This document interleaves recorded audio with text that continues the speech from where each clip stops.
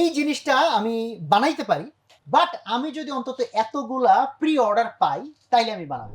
আর এখানে এই যে রিস্ক ফ্যাক্টরটা যে তৈরি করার আগে বিক্রি করে দিলাম কিন্তু পরবর্তীতে আমার সমস্যাটা তৈরি হইছে। তো এইটা কিভাবে ম্যানেজ করতে পারি আমি? তুমি যখন গ্রোথ হ্যাকিং মানে কি বুঝতে চাইবা, তুমি এই দুইটা ওয়ার্ড আগে মাথার মধ্যে ঢুকাবা, ডেটা আর একটা হচ্ছে টেস্ট। ডেটা ছাড়া গ্রোথ হ্যাকিং হবে না। এমন কিছু টেস্ট থাকতে পারে যেটা আমার কি কোথায় নিয়ে যাবে, চাঁদে নিয়ে চলে যাবে, মানে এমন একটা ফাটাফাটি টেস্ট একাই ধর 100% বানাই ফেলছে।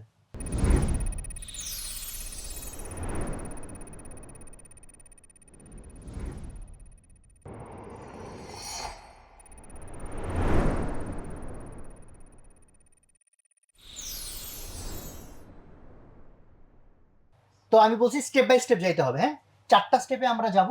4টা স্টেপের মধ্যে প্রথম যে স্টেপ, বইতে তো ইংরেজিতে লেখা, তোমরা চাইলে তোমার অডিয়েন্স যদি ভালো ইংরেজি বুঝে তাহলে ইংরেজিতে পাঠাবা, আর যদি না হয় তাহলে এটাকে সুন্দর একটা বাংলা বানাই নিবা, বাংলাতে কোশ্চেনটা করবা। তো প্রথম যে প্রশ্নটা সেটা হইতেছে, what is the most painful problem that you want to solve the most. যে আপনার কি ঝামেলা আছে যেটা মানে সমাধান করার জন্য আপনার সবচেয়ে বেশি মনে হয় যে এটা সমাধান হওয়া উচিত। ল্যাঙ্গুয়েজটাকে আমি সুন্দর করে এরকম একটা জিনিস আমি তাদেরকে সার্ভে আকারে পাঠাবো। খেয়াল করো, আমি কিন্তু যে কোনো লোকের পাঠাচ্ছি না, পাঠাচ্ছি যারা অলরেডি আমার সাথে কানেক্টেড। তারা কি বিষয় নিয়ে কানেক্টেড, আমার আগের এক্সাম্পলও ছিল তারা প্যারেন্টিং নিয়ে তারা সমস্যায় আছে। ফলে তুমি যখন এই প্রশ্নটা করবা যে কোন প্রবলেমটা আপনার মনে হয় যে অবশ্যই একটা সলভ হওয়া উচিত, বাই ডিফল্ট দেখবা সে কিন্তু তোমাকে বলবে না যে ভাই আমরা কেন চাঁদে যাইতে পারতেছি না, এর সমাধান হওয়া দরকার। বাই ডিফল্ট দেখবা মোস্ট পিপল তোমাকে অ্যান্সার দিবে তুমি যে টপিক নিয়ে আলোচনা করতেছো এর মধ্যে তার যে ঘাপলাটা আছে, যে রিলেটেড কন্টেন্ট তুমি দিছো, এখান থেকে তুমি অ্যান্সার পাবা।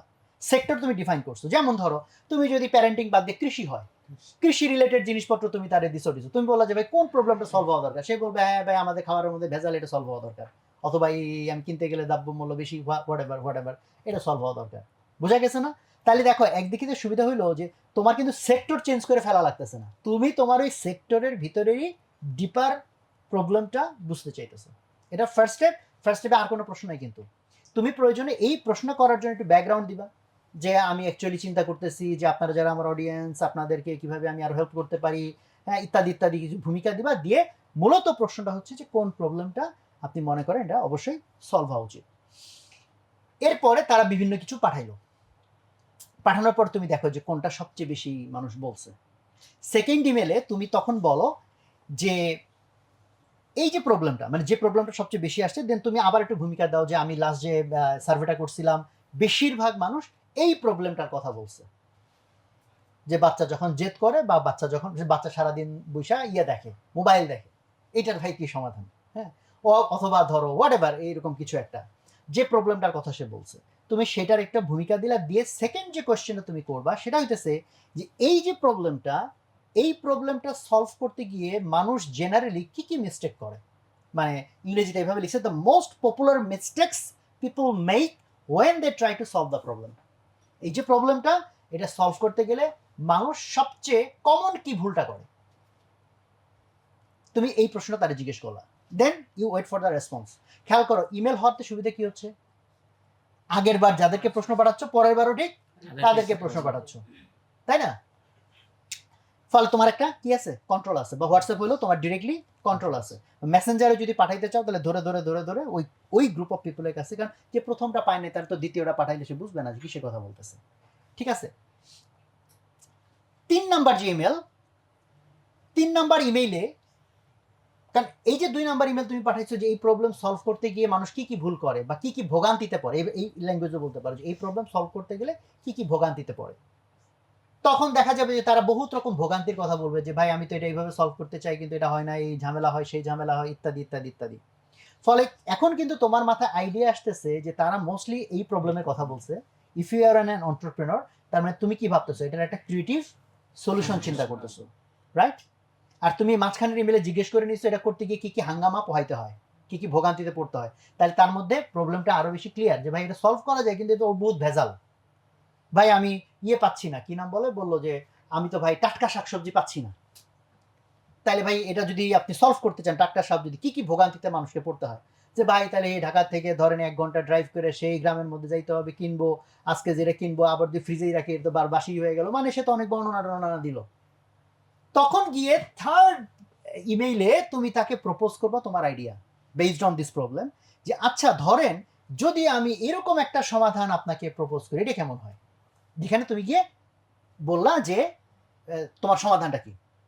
ধরো এই কাজটা তাকে অনেক জটিলভাবে করতে হয়, তুমি এন্টারপ্রেনার মানে কি, তুমি একটা সমাধান ডিজাইন করছো যেটা অ্যাকচুয়ালি এটা মেবি অটোমেটিক, মেবি এটা এফিশিয়েন্ট, মেবি এটা সমাধান ছিলই না, এখন এটা সমাধান করা যাচ্ছে।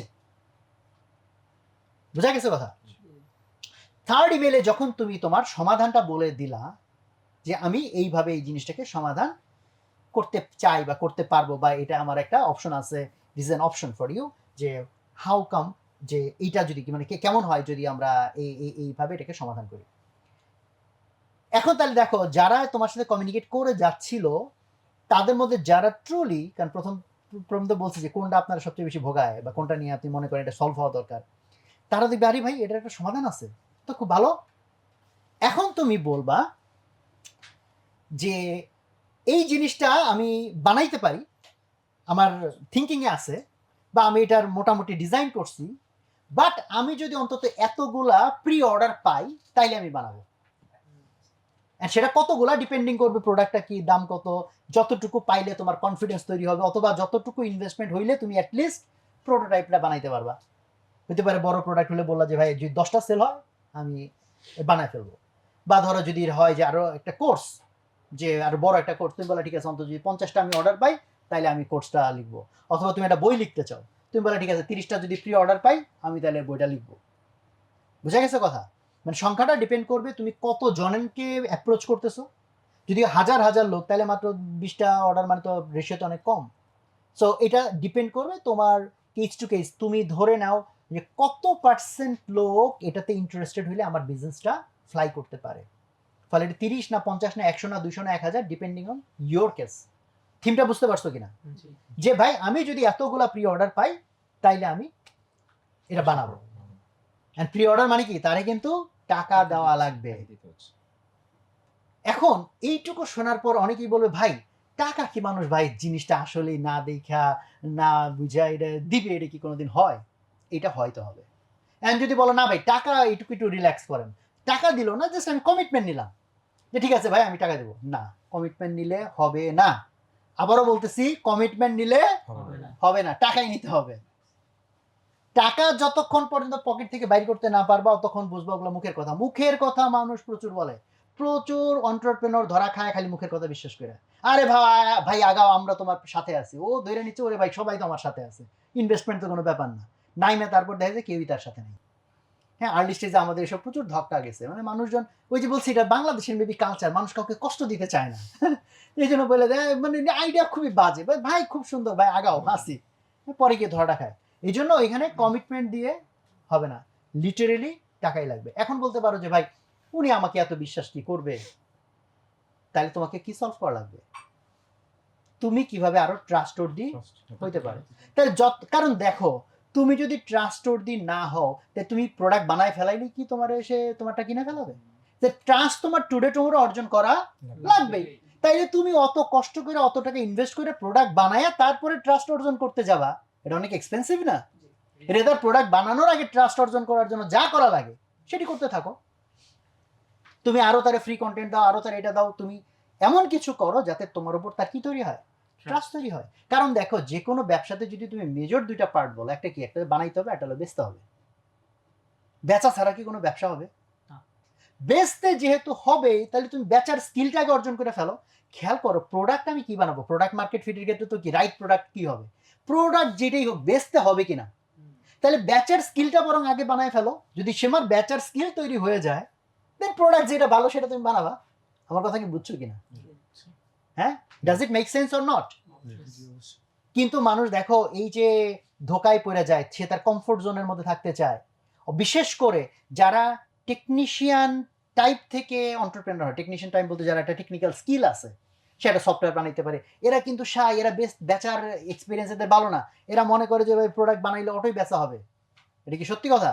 এটা অনেক বড় মিথ। প্রোডাক্ট বানাইলেই বেচা হবে না, তুমি যত সুন্দর প্রোডাক্ট বানাও, বেচার জন্য স্কিল যেটা এফোর্ট যেটা লাগবেই। ফলে এখন যদি তুমি বলো যে ভাই আমার তো বেচার স্কিল নাই, তাইলে তুমি প্রোডাক্ট বানানো বাদ দিয়ে আগে তাহলে পার্টনার খোঁজো যে তোমাকে বেচতে হেল্প করতে পারে, পার্টনার খোঁজো, এমপ্লয়ি খোঁজো। বাট বেচার স্কিল এনশিওর না করে বানাইতে যাইও না। লেট মি রিপিট ইট, বেচার স্কিল এনশিওর না কইরা বানাইতে যাইও না, ঠিক আছে? ফলে এখন তাহলে তোমার আবার প্রশ্নের সমাধান হইলো কিনা যে ভাই আমার উপর তো তার ট্রাস্ট নাই, আমার সে বেচবে না।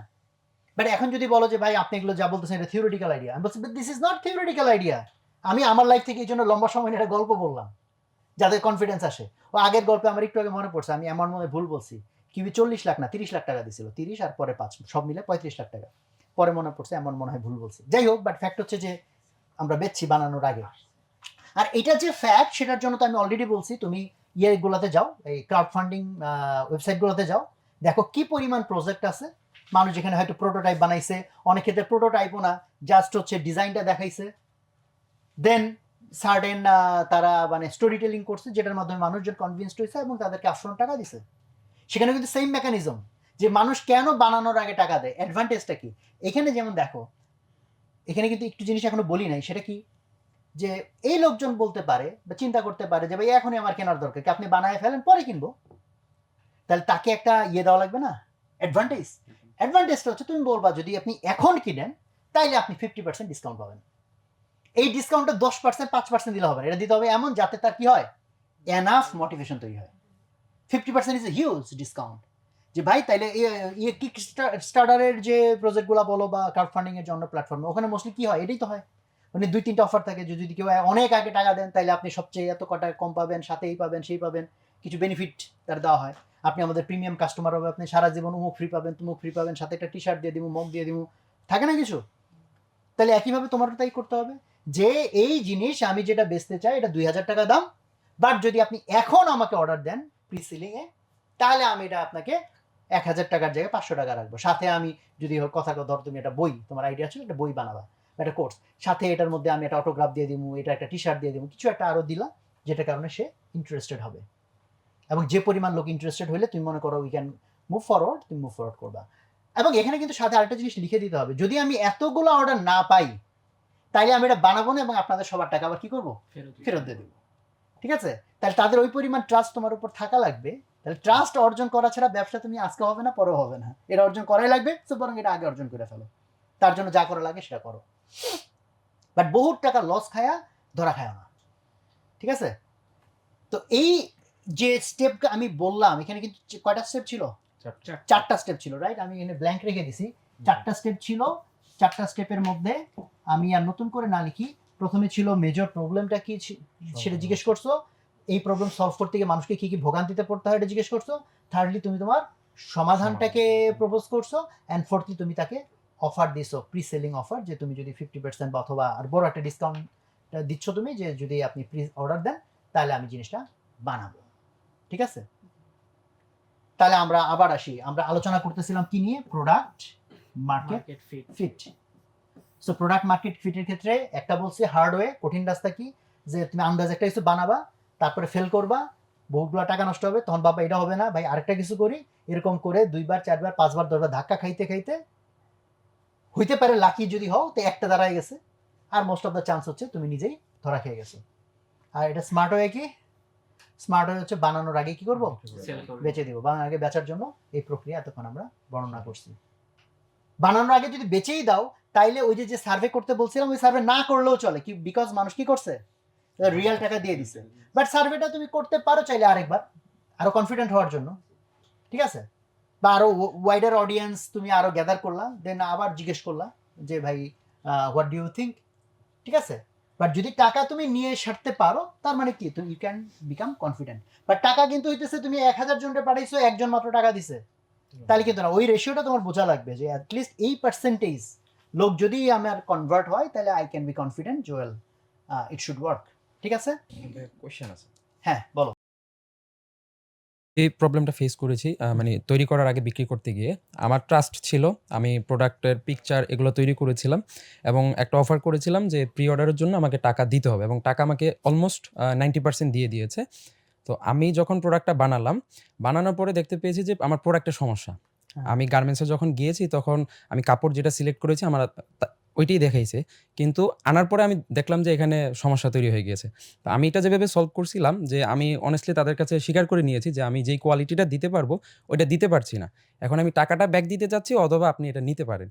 তো অধিকাংশই ট্রাস্টেড ছিল বলে আমার টাকাটা আর ফেরত দেওয়া লাগে নাই। উনারা প্রোডাক্টটা নিয়েছে। তো এইটা আমি কিভাবে সলভ করতে পারি? আর এখানে এই যে রিস্ক ফ্যাক্টরটা যে তৈরি করার আগে বিক্রি করে দিলাম কিন্তু পরবর্তীতে আমার সমস্যাটা তৈরি হইছে এবং পুরো টাকাটা আমি অডিয়েন্স থেকে নিয়েছি। মানে কাস্টমার থেকে নিয়েছি। আমার এখানে 0 ইনভেস্টমেন্ট ছিল। ওকে, তো আমি দিয়ে দিলে এখানে তো অনেক বড় একটা প্রবলেমে পড়তাম। তো এইটা কিভাবে ম্যানেজ করতে পারি আমি? না আলাদা, তুমি তো অলরেডি ম্যানেজ করে ফেলছো। মানে অন্য আরো কিভাবে পারা হ্যাঁ, যায়? এই গ্রেট এক্সাম্পল। এই ক্ষেত্রে দেখো, প্রোডাক্ট যাতে রাইট হয় এই কনফিডেন্স কিন্তু থাকা লাগবেই। যেমন ধরো তোমার ক্ষেত্রে তোমার এটা ছিল টি শার্ট, হুডি ছিল। হুডি জি। বা অথবা কোনো একটা হ্যাঁ জিনিস। সো দেখো যে এইখানকার কোনো এক্সপেরিয়েন্সই আমার নাই, কিছুই আমি জানি না, তাইলে এই ব্যবসাতে আমি যাব, এটা কিন্তু অনেক রিস্কি। কাজে তোমার এই ক্ষেত্রে আমি বলবো ভুলটা হচ্ছে তোমার আরেকটু গ্রাউন্ড ওয়ার্ক করে নেওয়ার দরকার ছিল। কারণ তুমি যে অডিয়েন্স টার্গেট করছো, যে সেক্টরে টার্গেট করছো, এইটুকু যেহেতু ফিক্সড, ওইটুকু নো হাউ কিছুটা তোমার ডেফিনেটলি লাগবে। আর এই স্পেসিফিক্যালি যদি তুমি এই প্রোডাক্টের ক্ষেত্রেই বলো যেখানে তুমি আউটসোর্স করছো, কারণ তোমার ক্ষেত্রে কিন্তু ঝামেলা অনেকগুলা। কারণ দেখো এই ধরনের আলাপ যখন আমরা করি মোস্টলি আমরা ধরে নিই কি ডিজিটাল প্রোডাক্ট। ডিজিটাল প্রোডাক্টের সুবিধা হচ্ছে তোমার বাগ আসছে তুমি সাথে সাথে সলভ করে দিলা, ডাজেন্ট ম্যাটার। কোর্স হয়েছে, কোর্সের মাঝখানে একটা জিনিস চেঞ্জ করে দিলা, ডাজেন্ট ম্যাটার। মোস্টলি ডিজিটাল প্রোডাক্টে এই ঝামেলা নাই। বাট ফিজিক্যাল প্রোডাক্ট যেটা ধাপে ধাপে হয়, যেটার মাঝখানে গিয়ে গন্ডগোল হয়েছে, এইটার সারা জীবনের জন্য, এটা শুধুমাত্র প্রি সেলের জন্য না, পরবর্তীতেও তো একই ঝামেলাই হইতে পারে। এখন তোমার বিজনেস রানিং, বাট তুমি একটা প্রোডাক্ট দেখা গেল মারাত্মকভাবে ফল্টি হয়ে গেছে, তাহলে কি করবা? এই ক্ষেত্রে আমরা যে প্রবলেমটা করি সেটা হইতেছে কিউসি, যেটা কোয়ালিটি চেকিং, যেটা লাস্ট ফেজে হয়, যে বানানো শেষ এখন তুমি জাস্ট কিউসি করতেছো, আমরা এইটুকু করি, আমরা কোয়ালিটি অ্যাসুরেন্স করি না। এটা খুবই ইম্পর্টেন্ট। কোয়ালিটি অ্যাসুরেন্স মানে হইতেছে ধাপে ধাপে জায়গা, যে যে স্টেপসগুলো ক্রিটিক্যাল ওই জায়গাতে আমি চেক দিচ্ছি কিনা। যেমন ধরো তুমি যদি হুডি অর্ডার দিয়ে থাকো, তাহলে হুডির ক্ষেত্রে ধরো কয়েকটা পার্ট আছে, মেবি প্রিন্টিং একটা পার্ট, তার আগে সেলাই করা একটা পার্ট, তার আগে মেবি কাটিং একটা পার্ট, তার আগে তোমার কাপড়টা ঠিক মতো নিছে কিনা, তার একটা পার্ট। এখন তুমি অর্ডার দিয়ে চোখ বন্ধ করে বসে থাকলা, তার মানে definitely your business will be in risk. If you are lucky risk হইলো না, বাট মোস্টলি রিস্কে পড়ে যাবে। তাহলে তোমার কাজ কি হবে? ধাপে ধাপে তুমি জিনিসটাকে মনিটর করছো কিনা। তোমার ক্ষেত্রে কি করছিলা সেটা? আমি ফার্স্টে যেদিন ওনাদের গার্মেন্টসে হুম হুম। গিয়েছিলাম ওইখানে কাপড়টা দেখে আসা হইছে। এরপরে জাস্ট যখন বানানো শেষ হইছে আমি যখন ডেলিভারিটা আনতে যাব, তখন একটা প্রোডাক্ট আমি খুলে দেখেছি যে প্রিন্ট ঠিক আছে কিনা, কোয়ালিটি ঠিক আছে কিনা। প্রবলেমটা কিসে হয়েছিল? এখন প্রবলেম হচ্ছে প্রিন্টিং এ? আমার অর্ধেক কাপড় ভিন্ন পড়ছে। যেটাতে ববলিন উঠতো। আর বাকি অর্ধেক কাপড় ঠিক ছিল। হ্যাঁ হ্যাঁ এখন আমি যেই কাপড়টা চেক করছি, কোয়ালিটি এনশিওর করছি, ওইটা ঠিক ছিল কিন্তু বাসায় আনার পর যখন আমি খুলে দেখলাম সবগুলা তখন প্রবলেমটা হয়ে হ্যাঁ গেছে। হ্যাঁ। মানে যদি হইতো, তোমার এই প্রবলেম হইতো না যদি তুমি অনেক কোয়ালিফাইড সাপ্লায়ারের কাছে যাইতা। কোয়ালিফাইড সাপ্লায়ার ইন জেনারেল এই কাজ করবে না, অর্ধেক একরকম অর্ধেক আরেক রকম। বাট যেহেতু সব রকম ঘটনাই ঘটতে পারে, কারণ আবার খুব স্টার্টআপদের জন্য খুব কোয়ালিফাইড সাপ্লায়ার, যে সে আবার টাকা বেশি রাখে, সে আবার এটা অ্যাফোর্ড করতে পারবা কিনা, যদি তোমার কাস্টমার এমন বেজের হয় যারা লো কস্ট প্রোডাক্টই খুঁজতেছে, তাহলে তখন তোমাকে এক্সট্রা শ্রম ঘাম দিতেই হবে। ফলে প্রোডাকশন প্রসেসের ভিতরে তোমার লেগে থাকাটা উড বি ভেরি ইম্পর্টেন্ট, কারণ তখন কিন্তু তুমি খুব বিজি না, বিকজ এটা তোমার মেইন কাজ। ফলে প্রত্যেকদিন ওখানে যেতে তোমার কোনো সমস্যা নাই, এবং তারা কিন্তু এটাও করবে না যে না ভাই আমাদের ফ্যাক্টরি ঢোকা নিষেধ। তো এটা তো শুরুতে আমার ডিসকাশনই থাকবে, ভাই আমি আসবো দেখবো ঘটনা কি ঘটতেছে। যে কারণে এরকম হয়। তোমার ক্ষেত্রে যেমন কাপড় আলাদা হয়েছে, তুমি ধরো ইনিশিয়াল চুক্তিতে সেটাকে ইয়ে করতে পারতা, মিটিগেট করতে পারতা, যে আমার যেটা প্রোটোটাইপ, যেটা যেটা পাস করা প্রোটোটাইপ, উদ্ভাসের ক্ষেত্রে আমরা এটা করি, আমাদের তো প্রচুর জিনিস থার্ড পার্টি থেকে আমরা বানাই। শর্ত খুব ক্রিটিক্যাল, এবং আমরা প্রচুর ক্ষেত্রে সাপ্লায়ারকে কিন্তু দিছি, আমরা যে পেনাল্টি দিছি, আমার প্রোটোটাইপের সাথে ম্যাচ যদি না করে তাহলে আমি প্রোডাক্ট নিব না। তুমি মেবি সেই চুক্তি করো নাই, তাহলে কিন্তু তুমি মানে মেবি সেটা তোমার মিস হয়েছে। তো এগুলো হচ্ছে নো হাউ এর বিষয়। তবে ইভেন আমরা অনেক সময় পেনাল্টি দিয়েও আমাদের লাভ হয় না, কারণ হচ্ছে আমি পেনাল্টি দিলাম, বললাম তোমার মাল আমি নিব না, বাট আমার প্রোগ্রাম কালকে শুরু হয়ে যাচ্ছে, আমাকে সুভেনিরটা দিতেই হবে, তাইলে আমি কি করব?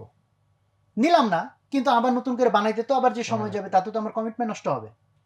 তো সেই জন্য বেস্ট কেস হচ্ছে যত রকম তার সাথে চুক্তি টিউন, ফাইন টিউন করা, সেটা করা। আর তার চেয়ে ইম্পর্টেন্ট হলো এটা ধাপে ধাপে ধাপে ধাপে ওটাকে এনশিওর করা। আমাদের ক্ষেত্রে উদ্ভাসের ক্ষেত্রে তো আমাদের প্রচুর ম্যাটেরিয়াল, যে তোমরা দেখো যে আমরা ব্যাগ দেই, গেঞ্জি দেই, এটা দিই সেটা দিই, হিউজ, তারপরে যে প্রিন্টিং ম্যাটেরিয়াল দেই, অনেক রকম ভুল হওয়ার চান্স থাকে। ওনা আমাদের একটা টিমই কাজ করে, যারা ওই ধরো যদি প্রিন্টিং এর কাজে প্রেসেই পড়ে থাকে, যে ধাপে ধাপে ধাপে ধাপে, বিশেষ করে যে ধাপে ধরো এমনও আমাদের হয়েছে আমাদের ভুলে ভুল ফাইল চলে গেছে, মানে বই ছাপা হবে একটা, ফাইল গেছে আরেকটা। কি ভয়ঙ্কর কথা, তাই না? বা আমাদের এন্ডে হয় না, তাদের এন্ডে ভুল হইছে। তারা যখন প্লেট বানাইতে গেছে ভুল ফাইল দিছে। এখন ধরো প্লেট যখন বানানো হয়ে গেছে, প্রিন্টে যাওয়ার আগে আমি প্লেটটা যদি না দেখি তাহলে হইতে পারে এখানে একটা বড় গন্ডগোল হইছে, আমি মিস করে ফেললাম। বাট এখানে যদি দেখে ফেলি তাহলে কিন্তু দেখো কত বড় গন্ডগোল আমি ঠেকাইতে পারতেছি। সো এটার জন্য দিস ইজ ভেরি ইম্পর্টেন্ট, ধাপে ধাপে কোয়ালিটি চেক করা, বিশেষ করে যদি থার্ড পার্টি দিয়ে আমি কোনো কাজ করি। ঠিক আছে, জি ভেরি গুড। এবং ওর এক্সাম্পল আসাতে খুব ভালো হলো যে বানানোর আগে যে বেচা যায় সেই এক্সাম্পল আমাদের এখানে অডিয়েন্সের মধ্যে আছে না, রিয়েল এক্সাম্পল আছে। তো আমরা প্রোডাক্ট মার্কেট ফিট মোটামুটি বুঝলাম। এখন গ্রোথ হ্যাকিং বলতে আমরা আসলে কি বোঝাচ্ছি? এখন তো বুঝলাম যে প্রোডাক্টটা ভালো হইতে হবে, ঠিক হইতে হবে, তাইলে গ্রোথ হ্যাকিং করা যাবে। গ্রোথ হ্যাকিং তাহলে মানে কি আসলে? তুমি যখন গ্রোথ হ্যাকিং মানে কি বুঝতে চাইবা, তুমি এই দুইটা ওয়ার্ড আগে মাথার মধ্যে ঢুকাবা, ডেটা আর একটা হচ্ছে টেস্ট। এই দুইটা ওয়ার্ড আগে মাথার মধ্যে ঢুকাইতে হবে। প্রথম কথা, যে কোনো একটা আইডিয়া, আমি ফ্যান্টাস্টিক একটা আইডিয়া বের করলাম এবং যে আইডিয়াটা ইমপ্লিমেন্ট করার ফলে মারাত্মক গ্রোথ হইলো, হ্যাঁ এটাকে গ্রোথ হ্যাকিং বলা যাইতে পারে। কিন্তু এরকম র্যান্ডম অ্যাক্সিডেন্টাল গ্রোথ হ্যাকিং দিয়ে তুমি বিশাল কোম্পানি বানায় ফেলবা, এটা হবে না। সার্টেন কিছু গ্রোথ আসতে পারে। আমরা যা শিখতে যাচ্ছি সেটা কি? একটা ফ্রেমওয়ার্ক, একটা system, kind of a science, যেটা তুমি ফলো করলে ঘটনা ঠিকমতো ঘটবে ইনশাল্লাহ। তার জন্য তোমাকে প্রথমত এই যে ডেটা ড্রিভেন হইতে হবে। আমি যা কিছু করব আমি ডেটা অবজার্ভ করবো। যেমন একটু আগে বলছি আমি ইমেল পাঠাবো, আমি দেখবো তাহলে আমি কয়জনকে ইমেল পাঠাইলাম, কয়জন রেসপন্স করলো, তার মধ্যে কয়জন কিনলো, তাহলে গেলে তো ডেটা। তুমি পার্সেন্টেজ বাইর করতে পারতেছো, কতজনকে অফার দিলে কতজন নেয় না নেয়, ঠিক আছে না? তো গ্রোথ হ্যাকার আমি যদি হইতে চাই, গ্রোথ হ্যাকিং করতে চাই, আর আমি ডেটা দেখার মেকানিজম আমার নাই, তাহলে গ্রোথ হ্যাকিং ভুলে যাও। তাহলে truly growth hacking, systematic growth hacking হবে না। র্যান্ডম গুড আইডিয়া হইতে পারে, সিস্টেমেটিক গ্রোথ হ্যাকিং হবে না। ডেটার ক্ষেত্রে এখন অনেকে বলতে পারো যে ভাই যদি হয় জিনিসটা ডিজিটাল প্রোডাক্ট তাহলে তো কোনো সমস্যা নাই, কারণ ডিজিটাল প্রোডাক্ট হইলে তো ডেটার কোনো অভাব নাই। যেমন ধরো অ্যানালিটিক, গুগল অ্যানালিটিক্স আছে, কিসমেট্রিক্স আছে, প্রচুর টুলস আছে যেগুলো হচ্ছে আমরা ধরো ওয়েবসাইটে যদি কানেক্ট করি তাহলে ওয়েবসাইটে যত ডেটা ক্রিয়েট হয় সেগুলো চাইলে আমরা ট্র্যাক করতে পারি। রকমারিতে কতজন ভিজিটর আসতেছে, কোন পেজ থেকে কোন পেজে যাচ্ছে, প্রোডাক্ট দিন শেষে কতগুলা কিনতেছে, কনভার্সন রেট কত, এরকম সমস্ত ডেটা কাইন্ড অফ আমরা ইজিলি ট্র্যাক করতে পারি। তাইলে এইটুকু নিয়ে কোনো সন্দেহ নাই যে ডিজিটাল যে কোনো কিছুর মধ্যে গ্রোথ হ্যাকিং অ্যাপ্লাই করা যাবে। What about physical product? যদি ফিজিক্যাল প্রোডাক্ট হয় তাহলে গ্রোথ হ্যাকিং ইউজ করা যাবে কিনা? অ্যান্সার হচ্ছে ইয়েস এবং নো দুইটাই, তবে মোস্টলি ইয়েস। ফিজিক্যাল প্রোডাক্টের ক্ষেত্রে গ্রোথ হ্যাকিং মানে ডিজিটালের মতো এত আরামে করা যাবে না, এটা কিন্তু শিওর। এত আরাম হবে না, একটু কঠিন হবে, বাট স্টিল ডুয়েবল, ফুললি না হলেও পার্শিয়ালি ডুয়েবল। যেমন আমি এক্সাম্পল দেই, ফর এক্সাম্পল আমি এটা তো একটা ফিজিক্যাল প্রোডাক্ট। এখন এই কলমটা, এরকম একটা কলম আমি মার্কেটে আনতে চাই, এবং মার্কেটে আনার পরে আমি হলো দেখতে চাই যে এটা প্রোডাক্ট মার্কেট ফিট হয়েছে কিনা। এখন সমস্যা হলো যে ভাই এরকম একটা জিনিস করতে তো মোড লাগে, ডাইস লাগে। এখন ডাইস দিয়ে তুমি যদি ডাইস বানাও, ডাইসের তো ইনভেস্টমেন্ট একসাথে অনেক টাকা। 2-4টা কলম প্রডিউস করলে তো হবে না, একবারে তুমি 5,000 কলম প্রডিউস করলে, আনার পরে দেখলা পাবলিক পছন্দ করতেছে না। আর গ্রোথ হ্যাক যদি হয় তাহলে কি করার কথা ছিল? আগে বেচার কথা ছিল, তার মানে তুমি একটা ইনোভেটিভ ডিজাইন দেখাবা। আজকেই যেমন আমি এই যে ইন্ডিগোগো বোধহয় একটা সাইট, এই ক্রাউড ফান্ডিং এর, ওইখানে লিটারেলি একটা কলম, তার মধ্যে হচ্ছে স্ক্রুড্রাইভার আছে, তার মধ্যে আবার আছে, সে আছে, মানে মাল্টিপারপাস ইউজ, ওরকম একটা কলম ডিজাইন লঞ্চ হবে বোধহয় জানুয়ারিতে। দেখলাম যে ওরা ফান্ড উঠাচ্ছে, অনেক টাকা পেয়ে গেছে অলরেডি। ও মাঝখানে বোধহয় বুলেটও রাখা যায় দেখলাম। তো মানে সেলফ ডিফেন্সের জিনিসপত্র আছে। তো সেক্ষেত্রে দেখো যে ফিজিক্যাল প্রোডাক্টও যদি হয়, তুমি ফিজিক্যাল প্রোডাক্ট লঞ্চ করার আগে যদি ওই রকম আইডিয়াতে যাও, আমি ওই প্রোডাক্টের আগে কি করব? ডিজাইন দেখাবো। ডিজাইন দেখায় আমি মানে কি বলে বেচার মানে বানানোর আগেই বেচে ফেললাম। বাট আমি বানানোর এই বেচার আগে যে বানাইলাম, এখন যা আমি বানাইছি এই প্রোডাক্ট কি সারা জীবন একই চেহারায় থাকবে কিনা? গ্রোথ হ্যাকিং এর কথা যদি বলো তাহলে 100% শিওর একই চেহারায় থাকবে না। ক্রমাগত প্রোডাক্ট কি করতে হবে? চেঞ্জ করতে হবে। যেমন ধরো তোমরা যারা ফেসবুক ইউজ করো, মেবি ধরো কয়েক বছর ধরে ইউজ করো, তাহলে তুমি ডে ওয়ানে যে ফেসবুক ইউজ করছো, আজকে যা ইউজ করতেছো, সব অপশন কি একই আছে? ক্রমাগত চেঞ্জ হচ্ছে কিনা? ক্রমাগত চেঞ্জ হচ্ছে। ইউটিউব বলো, হোয়াটসঅ্যাপ বলো, যাই বলো, অপশন কি সব সেম আছে? ক্রমাগত চেঞ্জ হচ্ছে। তাহলে এখন ডিজিটাল এটা খুব সোজা, ক্রমাগত চেঞ্জ করে ফেলা। ফিজিক্যালে তো এত সোজা না। ফিজিক্যালের ক্ষেত্রে দেখো, বাট আগে যত জটিল ছিল তার চেয়ে এখন একটু সহজ হয়েছে। প্রথমত, আগে এই ধরনের যে কোনো প্রোডাক্ট মোল্ডিং ছাড়া কোনো অপশনই ছিল না। এখন কিন্তু অপশন আছে, 3D প্রিন্টার আছে, আমাদের অফিসেও আছে। 3D প্রিন্টার দিয়ে প্রিন্ট করে লিটারেলি ফিজিক্যাল জিনিস বানানো যায়, অল্প কয়েক কপি বানানো যায়। অল্প কপি বানানোর জন্য 3D printer is a very good option. ফলে তুমি যদি ইউজারকে টাচ অ্যান্ড ফিল দিতে চাও, তাহলে তোমার ডাইসেতে একসাথে অনেক লাখ টাকা ইনভেস্ট করা লাগে বা কোটি টাকা ইনভেস্ট করা লাগে।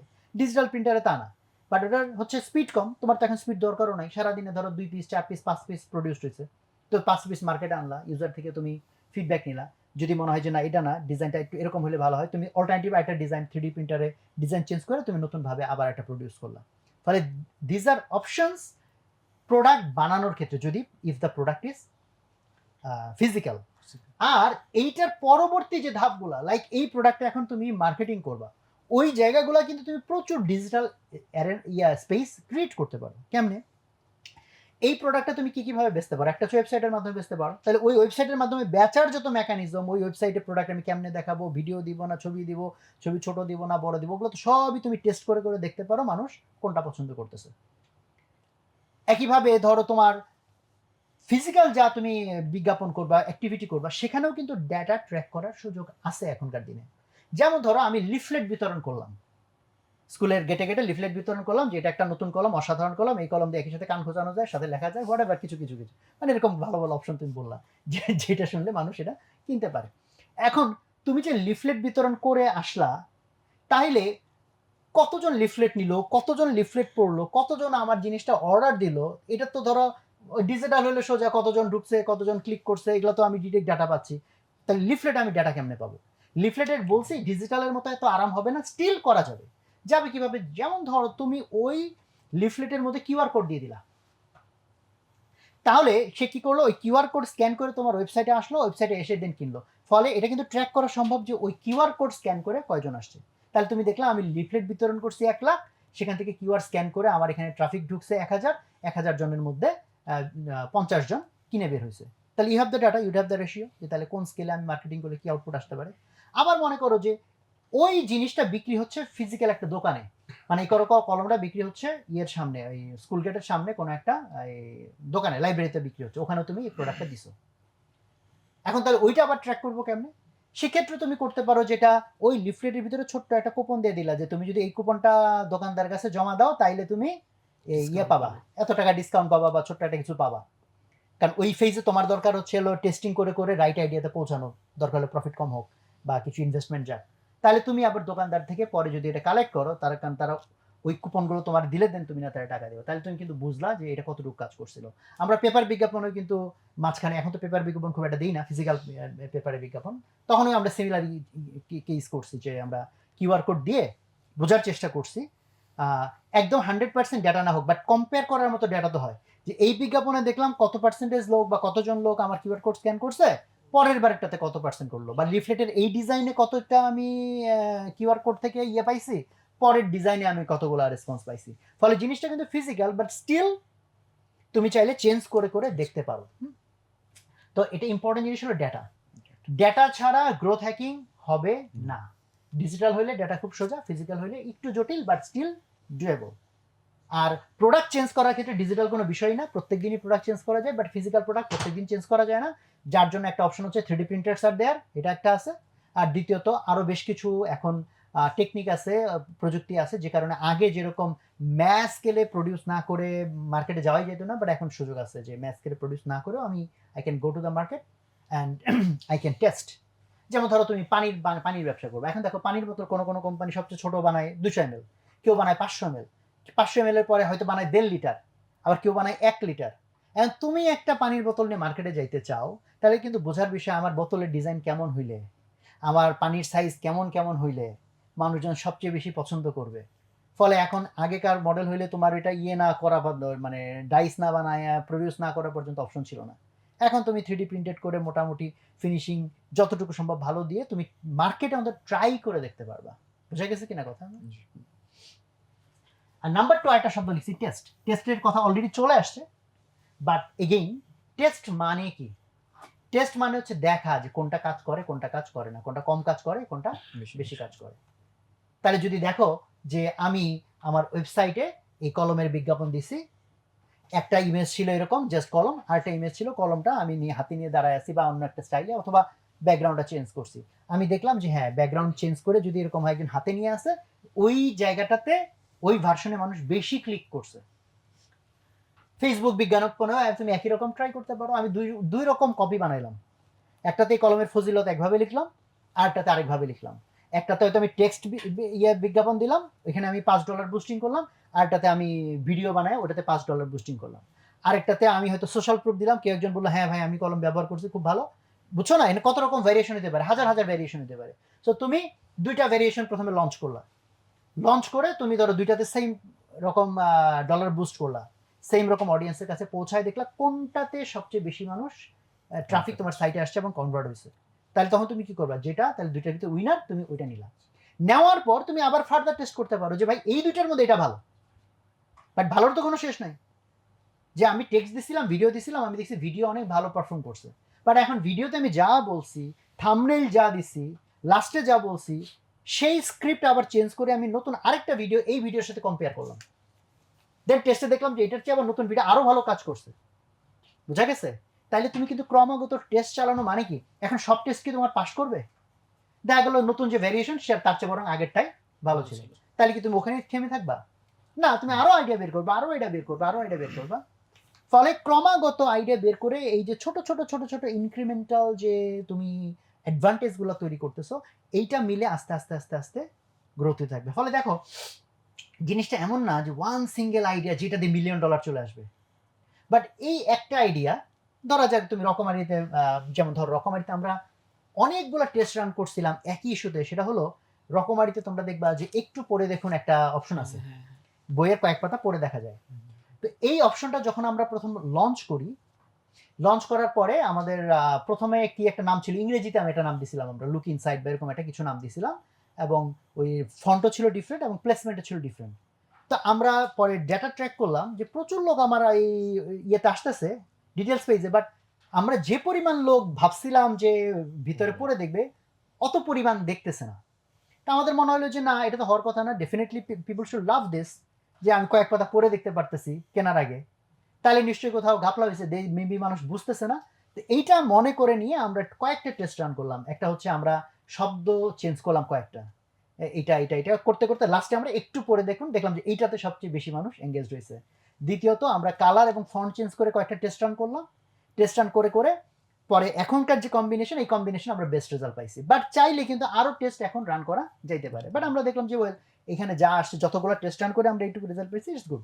ফলে এখানে দেখো, তুমি যদি দেখো যে তোমার ওই ডিটেলস পেজে তোমার 100 জন ভিজিটর আসছে, আসার পর যারা লুক ইনসাইড পড়ছে তাদের মধ্যে ধরো যে 20 জন কিনছে, আর যারা লুক ইনসাইড পড়ে নাই তাদের মধ্যে ধরো হচ্ছে 15 জন কিনে, তাইলে কিন্তু তুমি শিওর হইতে পারতেছো লুক ইনসাইড যদি তারা পড়ে তাহলে আমার বিক্রির চান্স বেশি। তাই যদি হয় তাহলে লুক ইনসাইডে যাতে আরো মানুষ বেশি বেশি যায়, যেটা ইনশিওর করবা, আমরা ঠিক তাই করার চেষ্টা করছি। সো আমরা টেস্ট রান করে করে করে করে ইনশিওর করছি আরো বেশি লোক যাতে কি করে, লুক ইনসাইড আসে। ফলে এইটার ফলে তুমি ধরো 15 থেকে সেলস 20 নিছো, তাতেই তো তোমার কোম্পানি $1,000,000 কোম্পানি হয়ে গেল না। এন্ড টেস্ট যদি তুমি একটাই রান করো তাহলে এইটুকুই শেষ।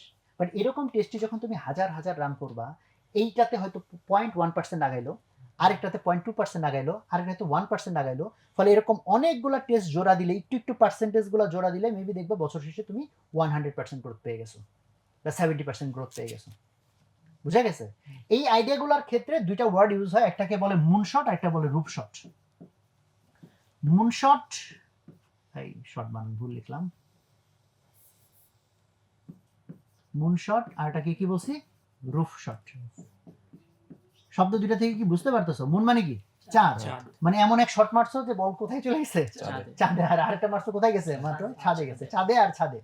তো চাঁদে আর ছাদের মধ্যে মানে হইতেছে যে আমাদের এমন কিছু টেস্ট থাকতে পারে যেটা আমার কি কোথায় নিয়ে যাবে, চাঁদে নিয়ে চলে যাবে। মানে এমন একটা ফাটাফাটি টেস্ট যে এক টেস্টে মনে করো যে মানে গ্রোথ তোমার ধরে একাই ধর 100% বানাই ফেলছে, যেটা হাজার হাজার উদাহরণ আছে। সবচেয়ে ক্লাসিক্যাল উদাহরণ বলা হয় যেমন হটমেইল। হটমেইল তো এখন খুব একটা ইউজ হয় না, বাট হটমেইল যখন চালু হয়েছে সেই 1996 না কত সালে, ওরা একটা গ্রোথ হ্যাকিং আইডিয়া ইউজ করছে। আইডিয়াটা ছিল যে আমি যে তোমাকে ইমেল পাঠাচ্ছি, ইমেলের নিচে বাই ডিফল্ট ওরা একটা লাইন যোগ করে দিছিল কারণ তার আগ পর্যন্ত মানুষকে যে বোঝানো ভাই তুমি আমার ইমেল সাবস্ক্রাইব করো, তারপরে ইত্যাদি ইত্যাদি ইত্যাদি, এই মার্কেটিং তো তোমার অনেক টাকা খরচ করে মার্কেটিং করা লাগবে। তা না করে এখন এক একজন তো এক একটা ইমেল ইউজ করে, কেউ হটমেল ইউজ করতেছে, কেউ জিমেল ইউজ করছে, কেউ ইয়াহু, কেউ এটা কেউ সেটা। তো হটমেল এলারা কি করছে, হটমেল থেকে ইমেল করলেই নিচে লিখে দিছিল যে ওই যে আমরা নিচে বিশেষ একটা নোট লিখে দিই না যে আই লাভ ইউ, তুমি হটমেল ইউজ করতে পারো ফ্রিতে, এরকম একটা কিছু লাইন লিখে দিছে। ফলে আমি যতজনরে ইমেল পাঠাচ্ছি প্রত্যেকজন নিচে কি পাইতেছে, একটা মেসেজ যে কি হটমেল অ্যাকাউন্ট ফ্রিতে খোলা যাবে বা হোয়াট এভার হটমেলের এই সুবিধা আছে।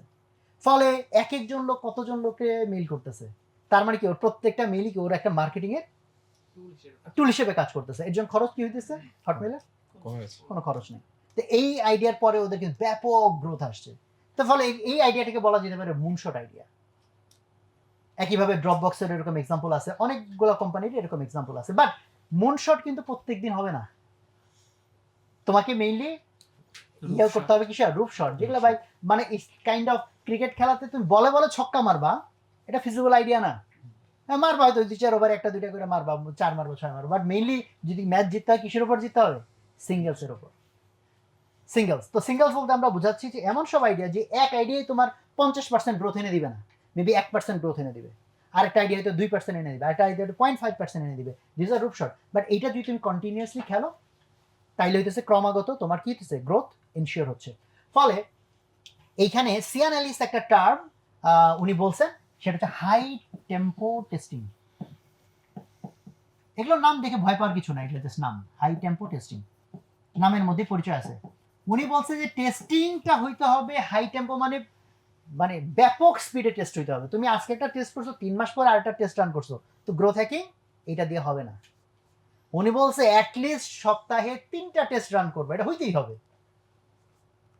অ্যাটলিস্ট সপ্তাহে 3টা টেস্ট। যেমন টুইটার, যেটা এখন এক্স হয়ে গেছে, ওদের শুরুর দিকে ওদের আমি ডেটা দেখছিলাম, ওরা বছরে প্রায় 500-র উপর টেস্ট রান করতো। বছরে 500-র উপর মানে দিনে কয়টা, প্রায় 2টার একটু কম, 1.5টার একটু বেশি, তাই না, দিনে। তো এরকম বড় জায়ান্ট কোম্পানি যারা, তাদের এরকম 500-1000 টেস্ট পার ইয়ার, মানে দিনের মধ্যে কয়টা টেস্ট রান করে। বাট তুমি যদি ছোট কোম্পানি হও, রিসোর্স খুব কম হয়, তাও উনি বলছে যে সপ্তাহে অন্তত কি করো, 3টা টেস্ট করো। টেস্ট কারণ সবই যে অনেক বড় বড় চেঞ্জ তা কিন্তু না, টেস্ট তুমি হাজার হাজার জায়গায় করতে পারো, তোমার মার্কেটিং এর মধ্যে করতে পারো, তুমি তোমার সার্ভিসের মধ্যে করতে পারো, তুমি প্রোডাক্টের মধ্যে করতে পারো। যে কোনো ভাবেই তুমি যদি গ্রোথ, মানে কিন্তু জাস্ট মার্কেটিং না।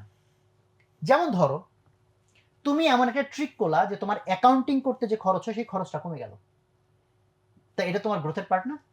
বিকজ সে তোমার কি করছে, খরচটা কমাই দিয়েছে। যে কোনো ভাবে তোমার কোম্পানি যদি বেনিফিটেড হয়, সেটা যে কোনো ডিপার্টমেন্টের মাধ্যমে হতে পারে, যে কোনো আইডিয়ার মাধ্যমে হতে পারে। বোঝা গেছে আমার কথা? তুমি কাস্টমার সার্ভিস দিচ্ছ, এখন কাস্টমারকে এক একজনকে হ্যান্ডেল করতে যে টাইম লাগে, ওখানে ছোট্ট একটা আইডিয়া তুমি ট্রাই করলা। ধরো তুমি তোমার কাস্টমার এজেন্টদেরকে কিছু একটা কৌশল শিখাই দিলা যে তুমি এই লাইনটা না বলে এই লাইনটা বলো, বা এইভাবে অ্যান্সার না দিয়ে এইভাবে অ্যান্সার দাও। তার ফলে দেখা গেল যে আগে একটা কনভারসেশন শেষ করতে 3 মিনিট লাগতো, এখন কনভারসেশন শেষ করতে 2 মিনিট লাগে। তাহলে তুমি দেখো কি পরিমাণ অ্যাডভান্টেজ। এই ছোট্ট একটা টেস্ট যদি এটা সাকসেসফুল হয়, তাহলে প্রত্যেকটা এজেন্ট যদি 1 মিনিট করে সেভ করে এক একটা কনভারসেশনে, তার মানে তোমার কত পার্সেন্ট কস্ট সেভিং হলো বা এফিসিয়েন্সি বাড়লো। বুঝা গেছে কথা?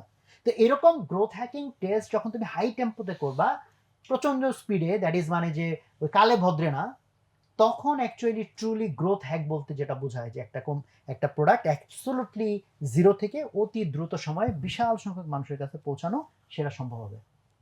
So data is must, high tempo test is must. এখানে একটা আমি তোমাদেরকে গ্রাফ দেখাই। এখানে একটা গ্রাফে, এই একটা 60 নম্বর পেজে, এই আলাদিনের বইতে এখানে দেখাইছে যে growthhackers.com, যেটা সিয়ান এলিসের একটা কোম্পানি, ওদের হচ্ছে যে 2014 সালের যে মান্থ বাই মান্থ ওরা দেখাচ্ছে, মানে ওদের ইয়েটা একদম ফ্ল্যাট হয়ে গেছিল, মানে গ্রোথ হচ্ছিল না। দেন যখন থেকে ওরা এই ডিসিশনটা নেয় যে প্রতি উইকে অ্যাটলিস্ট 3টা টেস্ট করবো, 3টা টেস্টের কথাটা ওখান থেকে আসছে, তারপরে ওদের এই যে গ্রাফটা দেখো, সাই করে এইভাবে গ্রোথ শুরু হয়ে গেছে। হ্যাঁ, আর তুমি যদি বলো ভাই 3টার চেয়ে বেশি করলে হয় না, তারও পারো, তুমি যত বেশি করতে পারো। যে ভাই আমার এখন সক্ষমতাই না, অ্যাটলিস্ট একটা করতে পারবো, আমি বললাম ঠিক আছে, শুরু করো, আস্তে আস্তে তুমি আরো বাড়াও। বাট এনাফ টেস্টিং ছাড়া অ্যাকচুয়ালি ট্রুলি গ্রোথ হ্যাকেবল হওয়া সম্ভব না। ঠিক আছে? তো আজকে আমি আর আলোচনা লম্বা না করি, এক লেকচার এত লম্বা না করে, আমরা এতক্ষণ পর্যন্ত যেটা শিখলাম সেটা হচ্ছে কাইন্ড অফ ধরতে পারো গ্রোথ হ্যাকের একটা ব্যাকগ্রাউন্ড এবং দুই একটা কিওয়ার্ড। কিছু মিথ।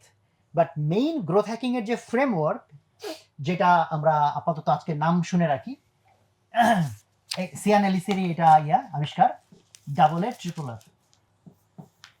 RRR। এটা একটা ফ্রেমওয়ার্ক, এটা আমরা আলোচনা করব।